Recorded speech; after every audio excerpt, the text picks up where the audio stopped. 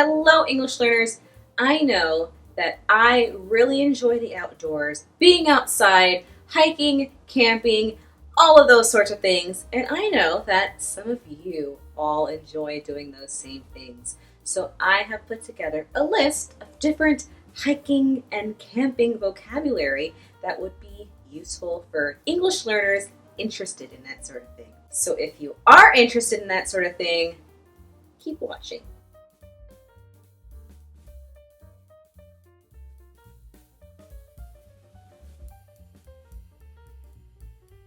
First word is campsite. Campsite. A campsite is just the place where you camp, the designated area for campers. We also call the campsite the campgrounds. The campgrounds. Next, a cabin. Cabin. A cabin is a traditionally small wooden home, many times found in rural areas, such as the one shown in this video here. Many times you'll see little cabins like this in areas that you will see people camping in tents. A hammock. Hammock. A hammock is cloth tied between two trees, okay? Or sometimes it might just be two poles or two structures of some sort. Anything that resembles this, we'd call a hammock. Then we have a bonfire. A bonfire.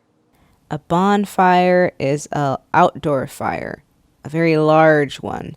Sometimes people have bonfires to celebrate an occasion or just as a camping activity. Sometimes people tell campfire stories around the bonfire. Next, to kindle. Kindle. It's a verb.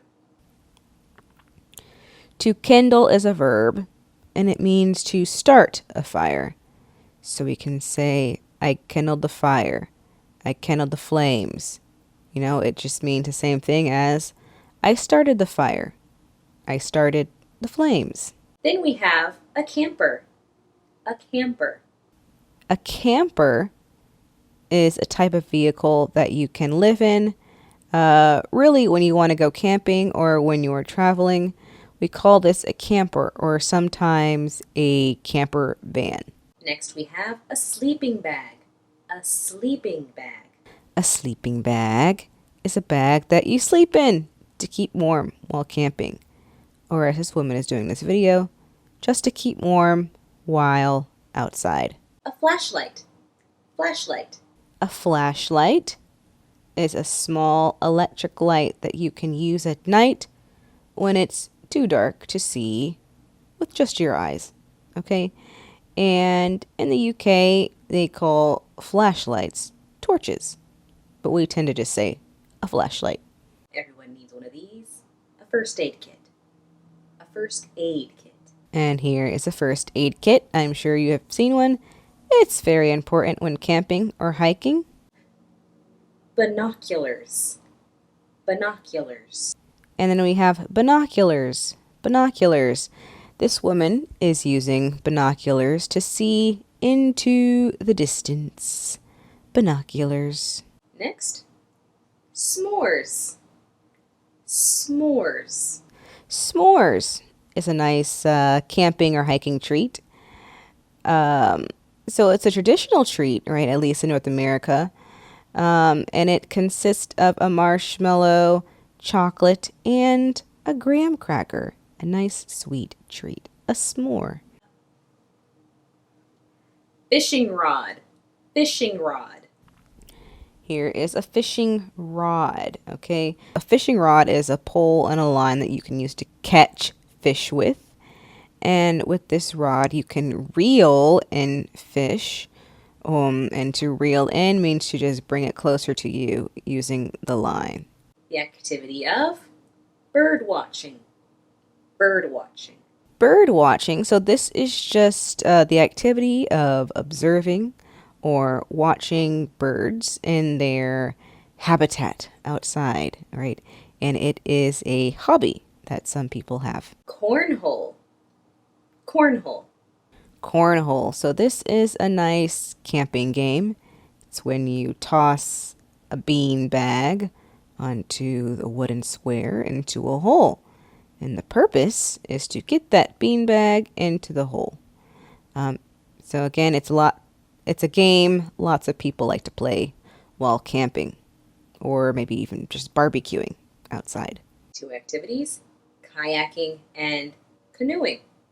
What's the difference? Then we have 2 activities done in the water.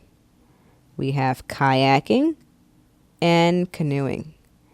And they are very similar, except as you can see here, the design of the canoe is more open inside than the design of the kayak, where there is less space inside the boat.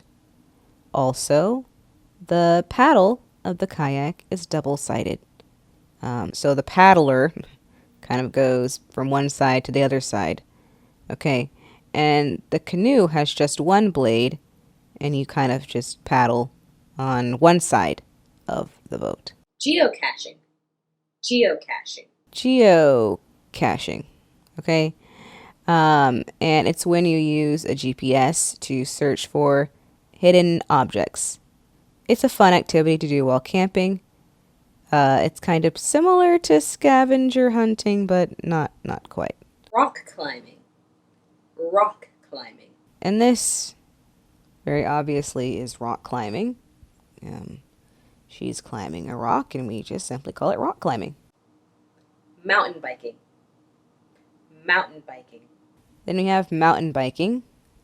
It's different from road biking because you are doing it in the mountains, like these people. So I would think it's much more challenging. Glamping. Glamping. Then we have glamping. This is a type of camping, but as you can see, it's very different from traditional camping. Glamping is a portmanteau of the words glamorous and camping. So you are camping with certain amenities that you wouldn't have if you were camping in the more traditional way. So if you're glamping, you might have a bed like this one, or maybe toilets or TVs, etc. Hiking. Hiking. A hike is to go for a long walk. Oftentimes, it's in a rural area or in the countryside, like in this video. And hikes can be easy, they can be challenging. There are different kinds of hikes that people can go on. Wildlife. Wildlife. And wildlife is just the wild, untamed animals living outside. We call that wildlife. Wilderness. Wilderness. And wildlife lives here in the wilderness. It's a place where very few people live with different wildlife, right? And natural sceneries. We call this the wilderness. A compass. A compass. Here we have a compass. A compass is just a little device used to show which direction north is. It can help you find your way if you are lost in the woods alone. A legend. Legend. Here we have a legend. A legend. And it is a part of a map that explains what different symbols mean or represent. A legend. A trailhead. Trailhead. And we have a trailhead. A trailhead is simply where a trail officially begins. Junction. Junction. And a junction. This is where 2 trails meet, where they cross, where they join. We call it a junction. Front country. Front country. Next we have front country. Front country. If you are hiking or located in front country. You are close to main roads or towns, civilization.